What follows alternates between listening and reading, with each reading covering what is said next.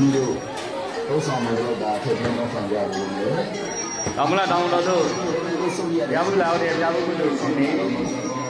သူဒီလာများသုံးဆောင်နိုင်ပါလေသူဒီလာများသုံးဆောင်တဲ့အခါမှာ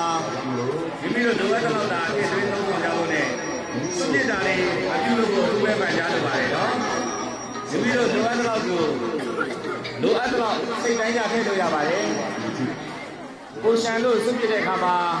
တောင်းလာတောင်းတော်ကောဘုရားဘုရားတို့ရှင်များတို့ကောအလူရှင်များတို့ကောများစွာနေနိုင်ရပါတယ်ဒါကြောင့်မို့မိမိတို့လိုအပ်တဲ့လောက်ထည့်သွင်းပြီးတော့စိတ်တိုင်းကြသုံးဆောင်ကြပါလို့အထူးပဲပန်ကြားလိုပါတယ်ဒီလားရှင်ဆရာကြီးဆရာလေးများ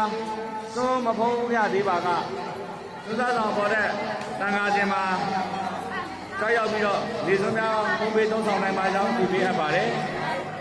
တန်ခါတော်များဒီလားရှင်ဆရာကြီးဆရာလေးများနေစုံများဖုံးပေးသုံးဆောင်ရင်သုသာဆောင်တို့ကြောက်ရောက်ပေးဖို့အထူးပဲပန်ကြားလျှောက်ထားအပ်ပါတယ်ဗျာ